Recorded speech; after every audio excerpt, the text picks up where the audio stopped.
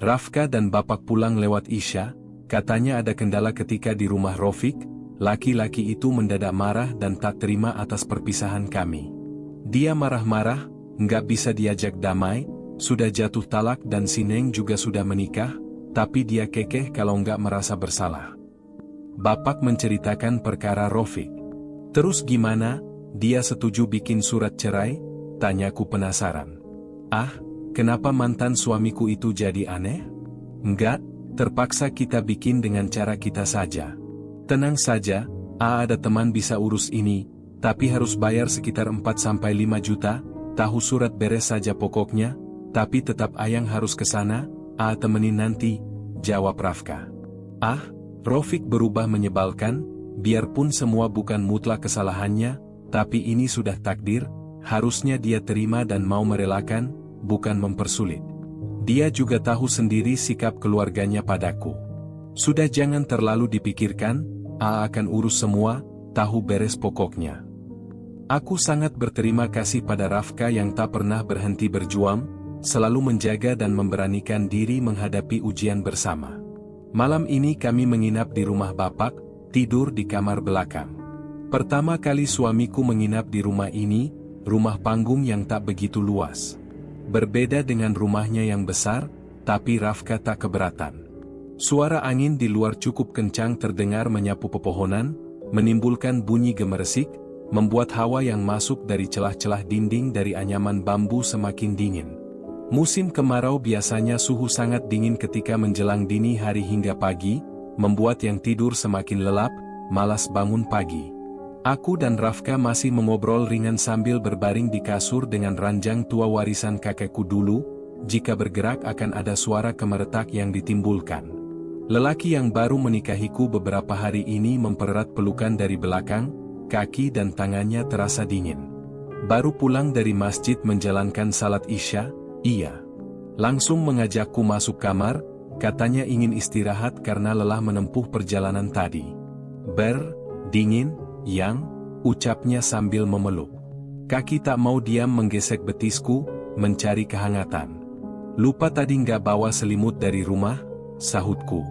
Di rumah ibu ini tak ada selimut tebal, hanya selimut tipis biasanya yang sering aku pakai dulu. Peluk Ayang aja, biar hangat, bisiknya. Kepalanya mendesak di leher belakang, membuatku tertawa geli. Diam, yang jangan ketawa, berisik. Nanti bapak sama ibu dengar. Rafka berbisik di telinga. Embusan napasnya menderu terasa hangat di tengkuk. Tidur aku ngantuk, ulasku membalik badan menghadapnya. Malam ini enggak? Aku mengerti pertanyaannya menjurus kemana. Enggak dingin. Malu juga nanti mandinya. Iya sih, apalagi rumah ini panggung nanti kedengaran suara Ayang Ranjang juga nanti kalau terlalu kencang terdengar, kriat-kriat. Hahaha, udah, tidur. Benar-benar lucu mendengar ucapan Rafka yang nyeleneh. Kita ngobrol-ngobrol saja sebelum tidur, ini juga belum malam banget. Katanya capek mau istirahat? Ini juga istirahat sambil ngobrol, biar makin erat hubungan, bicara ringan sebelum tidur ini namanya pillow talk. Kata ibu nggak boleh lo ngobrol sebelum tidur begini. Nggak boleh kenapa? Malah bagus, kita bisa saling cerita masa-masa dulu, sambil mengenal lebih jauh lagi pasangan hidup. Justru itu, makin kita mengobrol, makin jauh dan penasaran, ujungnya mengorek masa lalu, terus cemburu, terus ngambek, berantem deh jadinya. Yang galah, mau berantem apa? Sudah tahu masa lalu Ayang sama Rofik, nggak cemburu juga. Lebih ganteng dari dia, hayo mau apa? Aku tergelak lagi. Kepedean amat atuh Emang ganteng, kan? Ngaku aja. Ayang aja terpikat. Aku menatap menyusur raut wajahnya. Dulu tak bisa sedekat ini, mata yang hitam dan tajam, kulit mulus bersih, cuma bibir saja agak coklat, karena Rafka merokok, tapi bibir itu eksotis dan seksi. Kenapa senyum-senyum? Bayangin apa? Cium aja kalau pengen, nggak usah malu-malu, sudah halal kok, bisiknya. Dari tadi kami bicara memang dengan suara yang sangat pelan, agar tak mengganggu orang tua dan adik-adik. Lengannya aku cubit sambil tersenyum, suka sekali dia menggoda. Entah sampai jam berapa kami berbicara sambil bercanda, suara TV tak lagi terdengar, sepertinya tanpa kami sadari karena terlalu asyik mengobrol, orang rumah sudah terlelap di buai mimpi. Hanya suara jangkrik dan suara-suara di luar yang meramaikan malam, ditambah suara angin yang kencang sesekali menerpa pohon, menimbulkan bunyi bising. Kami pun terlelap, menyambut impian, berkelana dengan hati yang bahagia. Berharap hari esok selalu lebih baik dari hari-hari sebelumnya. Surat-surat yang diurus oleh kenalan Rafka akhirnya selesai. Lega bisa benar-benar lepas dari Rofik, dan mulai mengurus surat nikah dan surat-surat lain sebagai warga baru di kampung ini. Rafka juga meneruskan pembangunan rumah kontrakan di sebelah yang hampir rampung. Jika ada yang mengontrak nanti, bisa menjadi teman, agar aku tak kesepian sendiri di rumah. Rafka sibuk pulang pergi ke rumah ibunya, untuk mengurus acara resepsi kami. Suamiku itu anak satu-satunya, ayah dan ibunya inginkan acara pesta yang meriah. Sebagai istrinya, aku terserah saja, karena sama sekali tak memberatkan aku dan keluarga. 3 hari lagi menjelang acara, Rafka pulang dari rumah ibunya, dengan raut wajahnya muram dan tampak sedih. Kenapa? Ada apa? Tanyaku ingin tahu. Aku bertanya begitu, tapi Rafka malah menitikkan air mata. Mama dirawat, Yang, dia pingsan tadi. Kita tunda dulu acaranya, jawabnya sedih. Hah? Pingsan? Kenapa bisa pingsan? Apa mama kelelahan? Kalau kelelahan sih kayaknya enggak, soalnya semua persiapan acara sudah ada pekerja yang urus. Ada hal lain, Yang. Apa itu? Aku menunggu jawabnya. Ada tetangga yang bicara lantang, katanya nggak akan datang di acara kita, katanya uang yang kita pakai itu uang setan. Dia pengaruhi warga, jangan datang ke acara kita, bisa jadi tumbal katanya. Mereka tahu dari warga rumah kontrakan kita dulu soal mama yang bersekutu dengan jin. Astagfirullah, terus sekarang mama gimana? Aku turut sedih mendengar hal itu. Tak mengapa jika acara kami batal sekalipun, yang penting ibu mertua kembali sehat. Mama belum sadar, di rumah sakit. Terpaksa kita batalkan rencana, lihat kondisi mama dulu, ungkap Rafka. Aku tahu dia sangat terpukul, orang di kampung ibunya terpengaruh dengan rumor yang disebarkan warga tentang mama mertuaku. Ya sudah, sekarang gak usah pikir acara apa-apa dulu, kesehatan mama lebih penting. Aku menenangkan perasaan Rafka yang tengah kalut. Memang benar ibu yang melahirkan suamiku itu memuja iblis sebagai penolong, tapi bukan melibatkan warga, melainkan mengorbankan anaknya sendiri. Tak ada kaitannya dengan orang lain. Setelah agak tenang, kami bertolak ke rumah sakit untuk menunggu dan menjaga mertuaku itu.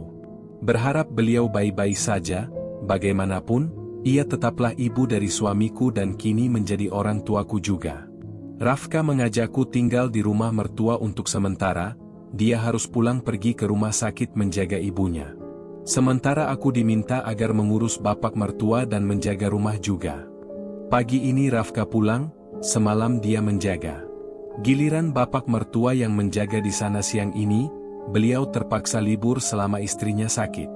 Begitu juga Rafka, selama ibunya di rumah sakit, ia tak masuk kerja. Sudah 3 hari Bu Bambang tak sadarkan diri, kata dokter beliau koma. Jatuh dengan kepala terantuk di lantai, menyebabkan pecah pembuluh darah. Wajah suamiku yang biasa semringah, sering tertawa dan bercanda, sekarang berubah sayu. Tak ada lagi canda tawanya, tiap hari hanya termenung. Bergelut dengan rasa khawatir dan kegelisahan. Aku mau belanja sayuran dulu ke warung, izinku. Suamiku itu selesai membersihkan diri. Tiba-tiba dia memeluk, lama, tanpa suara. Hanya irama detak jantungnya saja yang dapat kudengar. Sebagai laki-laki, mungkin banyak yang ia ingin ceritakan, tapi memendam semua itu sendiri. Yang sabar. Doakan yang terbaik untuk mama. Suaraku memecah keheningan. Rafka melepas pelukan, mengusap pipiku dengan kedua tangannya. Lalu duduk di atas tempat tidur. Kalau mau cerita, cerita aja sama aku, pasti aku dengerin kok, ulasku. Menyesal, Yang. Selama ini nggak pernah menurut. Mama selalu minta tinggal di sini, tapi lebih suka tinggal jauh dari Mama. Sekarang, tinggal di rumah. Ini tanpa Mama, rasanya malah semakin sakit. Pedih. Merasa jadi anak durhaka. Sudah, itu kan sudah berlalu. Kenapa harus disesali? Waktu nggak akan bisa diputar kembali, malah yang namanya rasa sakit, semakin diingat akan makin parah rasa sakitnya. Sekarang kita lakukan dan berikan yang terbaik untuk Mama. Aku memeluk Rafka. Sebagai pengobat rasa gundahnya. Bukan hanya sekadar menjadi istri, ingin menjadi teman dan sahabat terbaiknya. Baru sekarang terasa banget sakitnya melihat Mama nggak berdaya, penyesalan ternyata datangnya di akhir. Kalau tahu akan begini, nggak akan jauhi Mama dari dulu. Rafka mengeluhkan penyesalannya lagi. Sudah, istirahat, pasti ngantuk jaga Mama semalaman. Aku mau belanja dulu. Tanpa bicara lagi, ia merentangkan diri di tempat tidur. Matanya terpejam. Aku tahu dia tak tidur, mungkin tengah bergelut dengan rasa takut. Takut kehilangan. Siapa yang tak sayang pada seorang ibu? Setiap anak pasti punya kasih sayang untuk orang tua, sedih jika berpikir akan kehilangan. Terutama orang tua yang selama ini mencurahkan kasih dan sayang. Kata ibu juga tertulis 3 kali sebelum berbakti pada ayah, itu sebabnya anak wajib menyayangi ibu. Mungkin itu juga yang membuat suamiku itu menyesal, tak mengindahkan rengekan dan permintaan seorang ibu yang selalu menanti dan berharap. Aku segera menuruni tangga kamar atas tempatku dan Rafka tidur untuk membeli sayuran. Selama mertua tak ada, aku yang mengambil alih mengurus segala keperluan rumah termasuk memasak. Baru kali ini aku keluar rumah. Selama 2 hari ini aku memasak menghabiskan stok yang ada di rumah mertua. Hari ini terpaksa keluar untuk belanja, memberanikan diri bertanya pada tetangga di mana tukang sayur berada. Sebelah sana, lurus saja, nanti ada gang, masuk ke situ. Nggak asing kok, jawab ibu yang aku tanya. Adik ini siapa? Saya baru lihat, tanyanya kemudian. Saya menantu Bu Sari, sahutku. Bu Sari? Ibu itu tampak mengerutkan dahi. Seolah tak mengenal nama mertua yang kusebut. Bu Bambang, jawabku lagi. Baru ingat kalau mertuaku itu terkenal dengan nama suaminya. Karena dulu mertuaku tak tinggal di kampung ini. Oh, sahutnya. Wajahnya berubah sinis. Lalu menggendong anaknya, membawa masuk tanpa bicara lagi padaku. Pemandangan yang mengherankan, aku pun berlalu mencari tukang sayur. Agak tak enak hati, tadi belum sempat berterima kasih. Cuma ada beberapa tukang sayur yang melapak tetap di dalam sebuah gang, ada juga di tempat lain yang letaknya agak jauh. Di kawasan tempat tinggal mertuaku, tak ada tukang sayur keliling, terpaksa bergerak sendiri ke tukang sayur yang ada. Beli apa, Neng? Tanya tukang sayur yang tengah sibuk melayani pembeli. Beli sayur, Bu, sahutku sambil memilah sayur apa yang akan aku beli untuk menu 2 hari ke depan. Ibu-ibu yang tengah berbelanja terdengar ramai mengoceh. Aku dapat menangkap omongan mereka membicarakan seseorang, entah siapa. Dari pembicaraan mereka, aku menebak tengah menggunjing salah satu tetangga mereka yang hamil di luar nikah. Bicara mereka sangat sinis, ada juga yang meludah seakan jijik. Aku bukan orang yang suka berkumpul, jadi merasa sangat riskan mendengar ocehan mereka yang kurang enak didengar. Pura-pura tuli saja, ingin segera selesai belanja agar cepat pulang. Orang mana, Dek? Kok belum pernah kelihatan sebelumnya? Tanya salah satu dari mereka. Mengagetkanku yang tengah anteng memilih sayur sambil melamun. Ini, saya menantunya Bu Bambang, jawabku spontan tanpa berpikir. Bu Bambang? Tanya yang lain terdengar terkejut. Bu Bambang yang muja, itu? Muja? Iya, muja iblis, sini salah satu dari mereka. Tiba-tiba membentang jarak di antara kami yang tadi cukup dekat. Bu, saya belanja di tempat lain saja. Seorang ibu yang tadi memilih sayuran, meletakkan sayur itu kembali dan melenggang pergi. Bu, ini saya hitung dulu cepetan, nggak mau kalau uang kembalikan nanti tercampur sama uang setan, ucap yang lain sambil menyerahkan hasil sayuran yang sudah dipilih. Dadaku rasanya sesak mendengar perkataan mereka. Apa kata-kata itu tertuju untukku? Uang setan? Uang yang aku belanjakan murni dari hasil kerja Rafka, bukan pemberian mertua. Ini, Bu, aku juga. Cepat, ya, ucap yang lain.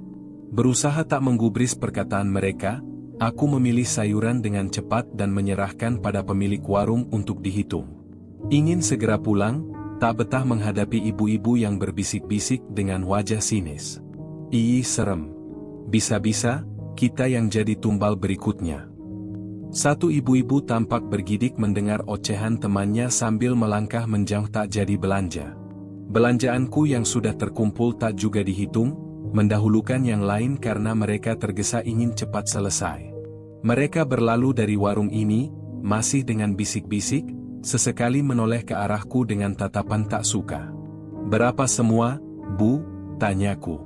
Kamu beneran menantu Bu Bambang? Pemilik warung malah bertanya. Iya, Bu. Sejak terdengar gosip dia memuja iblis, semua warga memutuskan menjauh, makanya waktu dia nyebar undangan untuk acara resepsi, banyak yang menolak. Nggak mau termakan duit setan. Ini uang saya sendiri, Bu, bukan duit setan. Lagi pula setan nggak punya mesin cetak uang. Bukan begitu, maksudnya uang yang mertua kamu hasilkan itu dari memuja iblis, uangnya nggak halal, jadi mereka berjaga-jaga. Terlepas dari semua itu, saya nggak tahu-menahu, Bu. Saya diajak suami tinggal di sana, karena mertua saya sakit, tegasku. Apa hubungannya aku dengan mertua yang memuja iblis, kenapa aku disangkut pautkan? Ya, kamu juga harus hati-hati, bisa-bisa kamu jadi korban berikutnya. Yang namanya, muja, harus ada korban yang ditumbalkan. Biasanya dari orang yang paling dekat dulu, baru nanti cari mangsa ke tetangga terdekat. Pikiran warga ternyata sudah sangat jauh berkeliaran tentang masalah ini. Memang aku pernah mendengar orang muja dengan cara seperti itu, tapi ibunya Rafka tak mengambil cara itu, ia menumbalkan anak sendiri, itu pun tak sampai mengorbankan nyawa, hanya menikahkannya saja. Membuat suamiku tak menyukai perempuan, itu saja. Semua 50.500, ucap pemilik warung sambil menyerahkan plastik berisi belanjaan yang sudah aku pilih. Ini, Bu. Aku menyerahkan uang lembar 100.000. Pemilik warung tampak ragu-ragu untuk menerima.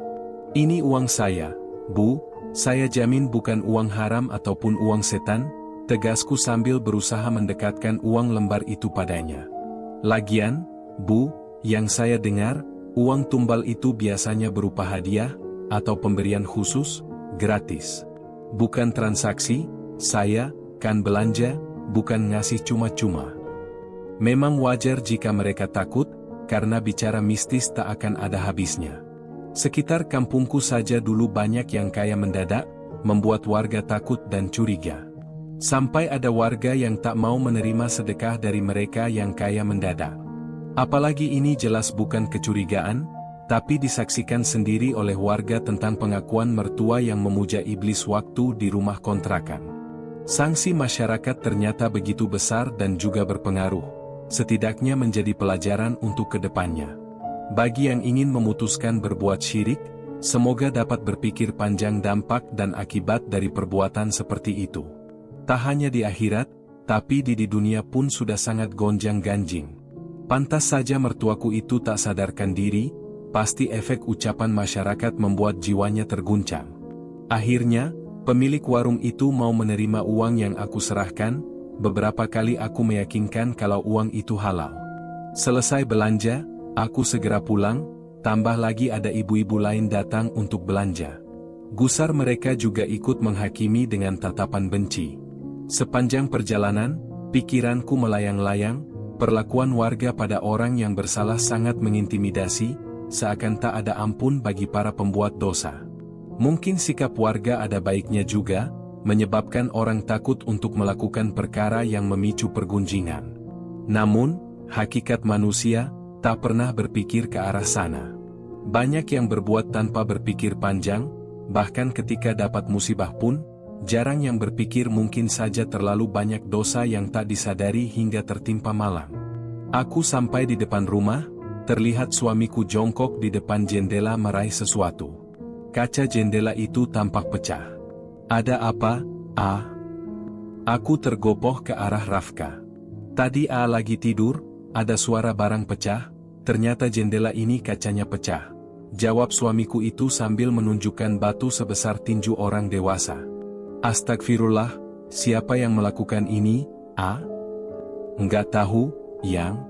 A di kamar tadi, tapi dengar suara motor sih tadi. Apa ada orang yang sengaja melakukan ini? Tapi motifnya apa? Sejak warga sini tahu mama terlibat pemujaan sama jin, warga sini jadi berubah aneh. Biasanya kalau A lewat, pasti mereka tegur, kali ini malah kayak nggak suka, aduh Rafka. Ia menghela napas berat. Apa mungkin ini kelakuan warga yang tak suka tentang yang dilakukan mama mertua? Perlakuan yang Rafka dapat, aku juga merasakannya.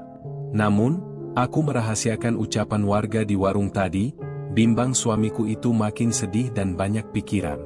Kita masuk, nanti aku ke rumah bapak, minta bapak benerin. Aku tak berani menyarankan Rafka untuk menyuruh mencari tukang di kampung ini. Yakin kalau mereka tak akan mau jika sudah mendengar rumor tentang mamanya Rafka. Nggak usah, A juga bisa benerin. Nanti sore A perbaiki. Baiklah. Aku mengajak Rafka masuk. Sanksi masyarakat itu sangat berat, jadi sekalipun hidup miskin, jangan sesekali menyekutukan Allah.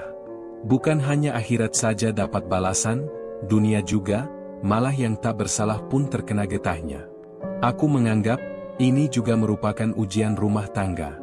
Jika orang berpikir bahwa rumah tangga itu akhir dari sebuah kebahagiaan, jelas itu salah. Hakikatnya rumah tangga adalah awal perjuangan, di mana kita akan diuji dengan banyak hal. Menguji kesabaran dan keimanan juga kesetiaan. Semoga Rafka bisa melewati semua dengan tabah dan berharap selalu setia menemani Rafka sampai kapanpun. Bapak mertua menelepon dari rumah sakit, entah apa yang dia ucapkan, Rafka tampak panik setelah menerima panggilan itu. Tingkahnya berubah tak menentu, seuntai kesedihan bergelayut di wajahnya.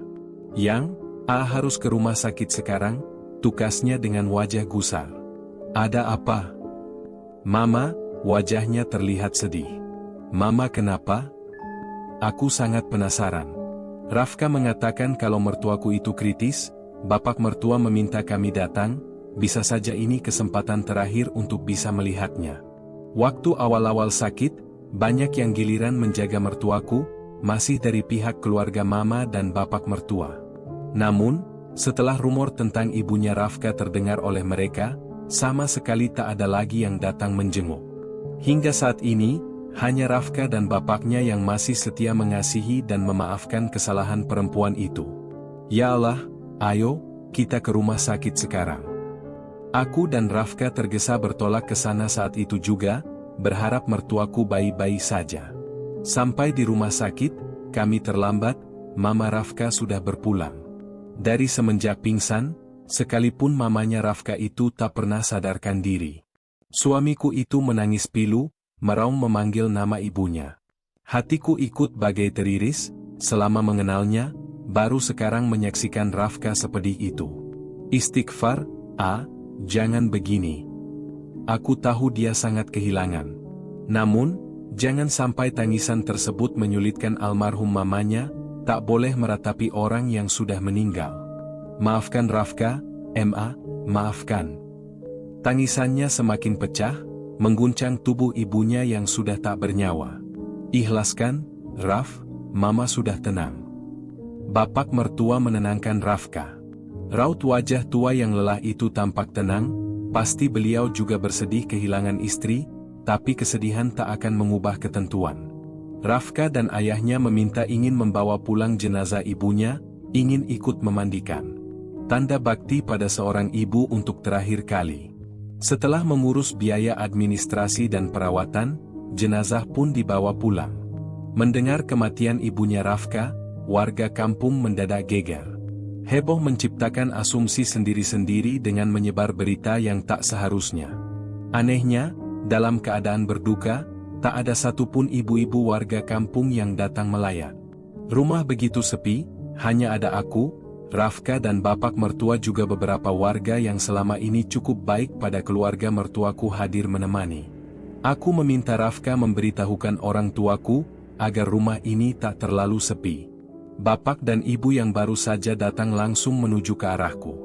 "Kenapa Neng gak bilang dari sebelumnya kalau mamanya Rafka sakit?" tanya bapakku. "Mungkin kesal karena baru dikabari sekarang soal ini." "Maaf, Pak, aku nggak sempat ke sana, Rafka juga sibuk soalnya, jadi mau ke rumah bapak nggak ada yang antar." Bapak juga tak memiliki telepon genggam. Begitu juga Diar, adikku itu punya ponsel, tapi sering berganti nomor telepon. Katanya jarang isi pulsa, menyebabkan nomornya sering kena blok dan jarang digunakan, ponsel juga error, sering mati mendadak. Makanya aku tak bisa berkomunikasi dengan orang tuaku. Kenapa nggak ada warga yang datang? Apa mereka belum dikasih tahu? "Sudah, Pak, tadi Rafka minta pihak masjid mengumumkan." "Sudah diumumkan juga, tapi nggak ada yang datang. Mungkin karena mamanya Rafka, aku tak sanggup melanjutkan." Bapak mengembuskan napas berat. "Apa Ustadz sudah dipanggil?" tanya bapak lagi. "Kalau Ustadz sudah ada dari tadi, sama berapa warga?" terangku. "Sedangkan untuk pemakaman sudah diurus oleh bapaknya Rafka tadi, mewakilkan pada pengurus pemakaman umum." Bapak yang melihat Rafka sangat sedih dan terpukul, beberapa kali memberi nasihat. "Sedih dan menangis ketika kehilangan dan ditinggalkan itu wajar, menangislah, tapi cukup sekali dan jangan berlarut-larut. Allah tidak suka pada hambanya yang seakan tidak menerima takdir dan ketentuan. Bukankah rezeki, jodoh dan maut itu kuasanya? Apa hak kita tidak terima akan semua itu?" Nasihat bapak pada Rafka. Rafka hanya mematung mendengar ucapan bapak, tatapannya kosong. Salah satu warga datang menghampiri. "Maaf, Pak, yang biasa memandikan jenazah menolak untuk memandikan almarhumah istri bapak," kata seorang laki-laki yang tadi diperintahkan menjemput ibu-ibu yang biasa memandikan jenazah. "Loh, kenapa?" tanya bapak keheranan. Katanya mayat orang yang memuja setan nggak pantas dimuliakan, harusnya dibuang di sungai, karena jenazahnya nggak akan diterima bumi. Astagfirullahaladzim. Kenapa bisa-bisanya warga berpikir begitu? Mengurus jenazah adalah wajib, haram hukumnya jika membiarkan jenazah, satu kampung bisa terkena dosanya. Kasihan juga si mati jika dibiarkan berlama-lama. Bapakku sangat kesal mendengar penjelasan orang itu. Mertuaku menunduk, terpampang kesedihan menyelimuti. Pastinya tak menyangka nasib istrinya akan seperti ini. "Terus bagaimana, Pak?" tanya laki-laki tadi. "Kamu ke kampung saya saja, di sana ada perempuan yang biasa memandikan jenazah, namanya Beyunah. Bilang saja, ini kata Pak Hanafi, nanti yang mandikan bukan cuma beliau saja, istri saya juga akan bantu," ucap bapak. "Saya juga mau mandikan mama, Pak," tutur Rafka serak. "Iya, kita panggil dulu Beyunah." Di kampung bapak ada seorang yang biasa memandikan jenazah, sangat baik pada keluargaku. Berharap semoga Beyunah bisa membantu. Laki-laki yang diperintahkan itu pun pergi mengendarai motor Rafka. Selang berapa lama, perempuan yang usianya yang terpaut jauh dari usia ibuku itu datang. Proses memandikan jenazah pun dilaksanakan. Aku dan ibu ikut memandikan, bapak mertua dan Rafka juga dilatih berganti memberikan bakti terakhir mereka. Selama proses memandikan, Beyunah beberapa kali menatap kami. Seperti ada sesuatu yang mengganggu pikirannya. Begitu juga ketika proses mengafani, perempuan itu tampak terheran-heran, tapi tak bicara apapun. Akhirnya, proses pemulasaraan jenazah mertuaku itu selesai. Yang hadir ke pemakaman tak banyak, dari keluarga mertua sama sekali tak ada yang datang, sama seperti warga sekitar, tak satu pun yang berbelasungkawa, hanya orang-orang berilmu seperti ustadz dan kiai saja yang hadir membantu. Mereka pasti tahu hukum memusarakan jenazah itu wajib, tanpa memandang aib seseorang itu seperti apa. Selesai pulang dari pemakaman, kami duduk di ruang tamu. Bapak dan ibu tak buru-buru pulang ke kampungku, juga Bei Unah masih di rumah ini menemani. Ada yang ingin saya sampaikan sama keluarga ini. Ada apa, Bei? Tanya bapakku. Sebenarnya dari tadi saya merasa aneh, berharap ada yang merasakan hal yang sama, tapi ternyata mungkin cuma saya saja, ucap Bei Unah setelah kami duduk bersama. Bicara saja, Bei, silakan, sahut bapakku. Begini, tadi, waktu mau memandikan jenazah, apa nggak ada yang aneh? Tanyanya pada kami yang turut membantu memandikan. Aneh seperti apa, Bei? Nggak ada yang aneh kok, sahutku. Ibuku juga mengatakan hal yang sama. Begitu pula Rafka dan ayahnya, tak merasakan hal aneh apapun. Saya melihat, yang kita mandikan tadi itu bukan orang, tapi, Bei Unah tampak segan untuk berucap. Tapi apa, Bei, katakan saja, di sini juga nggak ada orang, pintaku ingin agar Bei Unah melanjutkan kata-katanya. Pandangan saya selama memandikan tadi, itu adalah gedebok pisang, jelasnya dengan nada suara yang bergetar. Makanya kok heran, saya disuruh mandiin gedebok pisang. Apa? Gedebok pisang? Rafka yang dari tadi larut dalam kesedihan dan diam saja mendadak berucap. Terperangah mendengar ucapan Bei Unah, padahal jelas kami melihat kalau itu jenazah Mama Rafka. Jelas itu mama saya, jangan main-main, Bei, tukas Rafka agak kesal. Aku mendekat dan mengusap lengannya, agar ia bersabar dan mendengar penjelasan Bei Unah. Apa maksudnya itu, Bei? Tanya bapakku ingin tahu. Mayat istri saya langsung dari rumah sakit, dan dokter sendiri yang mengesahkan, jadi kenapa bisa jadi gedebok pisang? Maaf bukan saya lancang, pernah juga saya mengalami hal ini selama memandikan jenazah orang. Bisanya pihak keluarga nggak percaya dan kadang marah, tapi saya cuma menyampaikan apa yang saya lihat, terangnya membuat kami semakin penasaran. Terus kenapa bisa terlihat seperti gedebok pisang? Apa maksudnya semua itu, Bei? Tanyaku menimpali. Kata orang dulu, manusia yang mati ditumbalkan akan hidup kembali tapi bukan di dunia, menjalani kehidupan mengabdi pada jin yang sudah memberikan manfaat pada si pemuja. Ada juga yang dimakan, malah katanya dipekerjakan sampai mati. Ada juga yang kepala atau tubuh dan tulang belulangnya dijadikan bangunan oleh sang raja jin, tutur Bei Unah lagi. Bulu kuduk seketika merinding mendengar hal itu, entah harus percaya atau sebaliknya pada ucapan Bei Unah. Jadi maksud ibu, istri saya sebenarnya belum mati? Tanya bapak mertuaku terbelalak. Wallahu alam, Pak, itu cuma kata orang tua zaman dulu dan kata dukun-dukun yang mengerti soal wadal atau tumbal ini. Ada juga yang sengaja membongkar kembali makam si mati, ingin memastikan, ternyata benar, yang dikubur itu gedebok pisang. Aku dan bapak saling tatap, Rafka juga lama menatapku. Entah benar atau tidak, tak ada yang tahu. Karena salah satu dari kami pun tak ada yang merasakan kejanggalan apapun. Kalau si pemuja itu sendiri yang mati, bagaimana, Bei? Tanyaku ingin tahu. Tak mengatakan juga kalau mertuaku itu terlibat dalam pesugihan. Katanya, pemuja jin dengan beberapa berjanjian akan mati jika tak bisa memberikan lagi wadal atau tumbal. Jika mati, itu hanya pandangan manusia saja, sebenarnya tidak mati. Akan diambil oleh jin tersebut, dan menjadi pelayan atau apa saja sesuai perjanjian selama di dunia.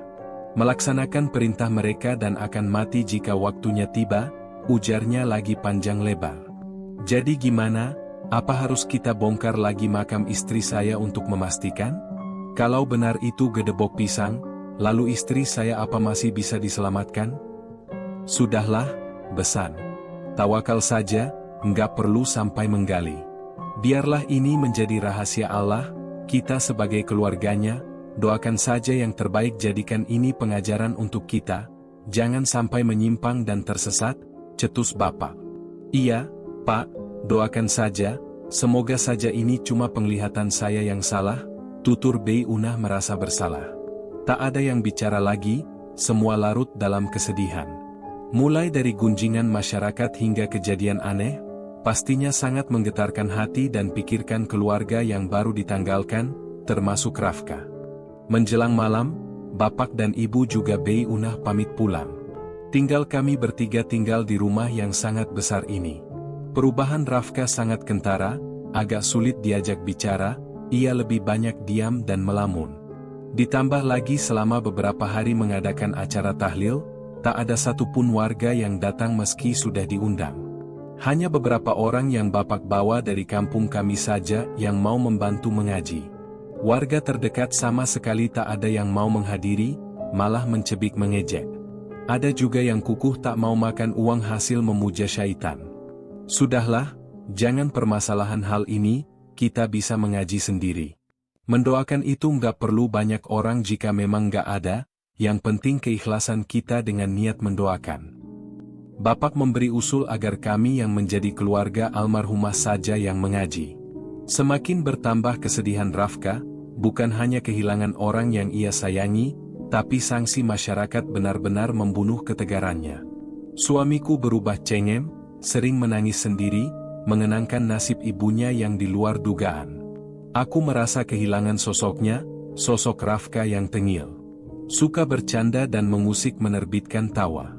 Sekarang semua itu sirna, tawanya ikut terkubur bersama ibu yang ia kasihi. Ujian rumah tangga bukan cuma soal pelakor, ada hal lain yang bisa saja menguji iman dan kesabaran. Malah ada rumah tangga yang porak-poranda hanya karena hal kecil dan sepele. Aku berharap, hubungan kami tetap baik-baik saja, terlepas dari apapun masalahnya. Kuatkan iman MU, Raf, aku akan selalu di sini menemani dan memberi semangat, sebisaku. Senyumnya lenyap seketika, berganti rundungan duka yang menyisakan kesedihan mendalam. Semoga mentari kembali terbit di senyumnya, yang selalu menyinari hari-hariku. Hari ini hari ke-40 peninggalan mertuaku, biasa di kampung mengadakan pengajian. Sejak kepergian ibunya Rafka, kami sama sekali tak menginap di rumah baru. Sesekali saja aku pulang untuk sekadar membersihkan rumah. Sekalian memberi uang makan untuk tukang yang tengah mengerjakan rumah kontrakan yang ada di samping rumah. Sempat pembangunan terhenti karena kematian ibu mertua, tapi mandor yang ditugaskan berkata tak masalah melanjutkan. Tak menuntut kapan saja mereka gajian, karena yang bekerja di sana hampir semua sudah berumur, tak ada panggilan bekerja di kota, hanya menekuni saja kerjaan seadanya di kampung. Biarpun mereka berkata tak keberatan, tapi mana mungkin aku tega membiarkan pekerja yang menjadi tulang punggung keluarga tak menerima bayaran sesuai hari gajian.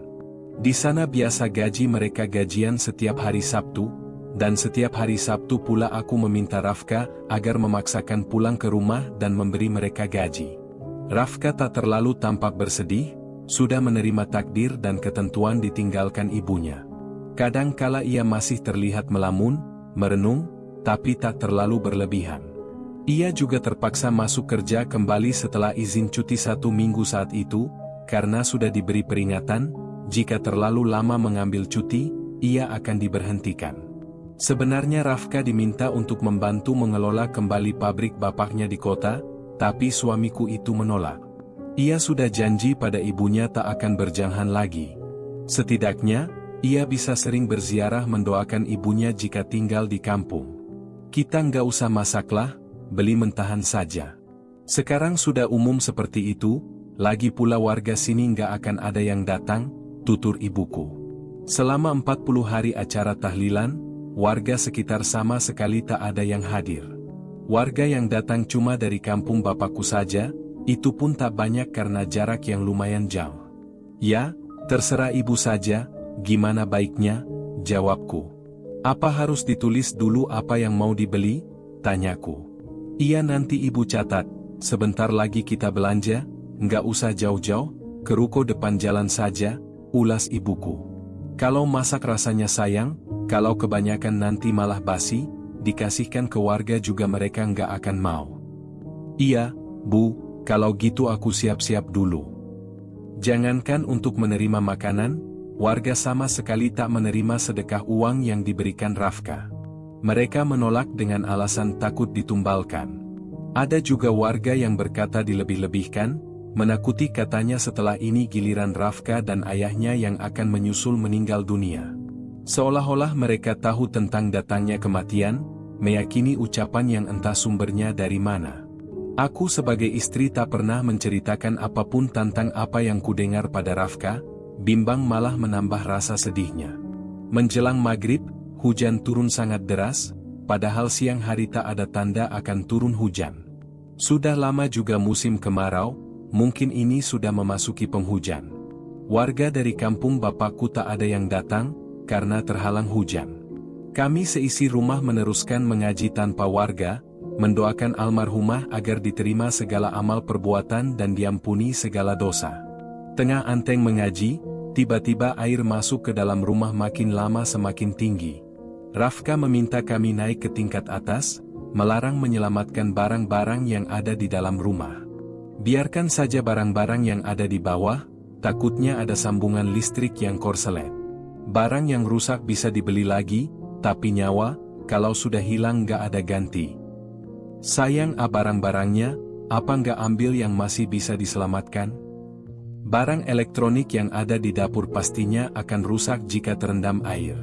Jika masih bisa diselamatkan, harusnya diambil saja semampunya. Nggak usah, bahaya, biarkan saja, jawab Rafka. Iya deh. Untungnya tadi sempat menyelamatkan sedikit barang sebelum air menggenang. Aneh ya, selama Bapak tinggal di kampung ini, belum pernah ada yang namanya banjir. Jauh dari sungai apalagi laut, tapi bisa banjir sebesar ini, ungkap Bapak mertua. Memang benar, selama aku tinggal di kampung, tak pernah mendengar banjir dari kampung manapun. Kampung kami dan sekitarnya dari zaman dulu tak pernah ditimpa bencana banjir, tapi kali ini air yang menggenang di dalam rumah begitu deras. Menyeret barang yang ada di dalam rumah, sampai lemari besar sebagai wadah hiasan yang ada di ruang tamu pun ikut hanyut terseret saking besarnya volume air yang masuk. Hujan masih sangat deras, airnya tempias membasahi jendela kaca yang ada di balkon. Tak ada yang berani membuka tirai untuk melihat keluar, hanya berdoa dan berzikir, semoga selamat dari bencana yang tak diinginkan. Aku tidur dengan ibu dan adik-adik di kamar, sedangkan Bapak dan Rafka juga ayah mertua masih berjaga di ruangan tengah, memantau air yang bisa saja naik semakin tinggi, anehnya juga tak ada mati lampu, padahal banjir. Subuh, aku bangun untuk salat, ibu dan adik-adik juga sudah bangun, hendak salat ke masjid. Melihat ke bawah, di sana tampak lumpur sisa-sisa banjir. Barang seperti lemari kursi dan semua yang terdapat di bagian bawah, hilang terbawa arus banjir. Pekerjaan baru untuk kami, membersihkan sisa banjir yang masih menggenang di seluruh ruangan. Bapak mertua dan Rafka salat di rumah, karena warga kenal mereka, gusar jika mendengar ucapan dan sindiran warga yang kurang menyenangkan. Untuk sementara, hal itu sangat mereka hindari guna menjauhkan dari perkara yang menambah sakit hati. Bersambung.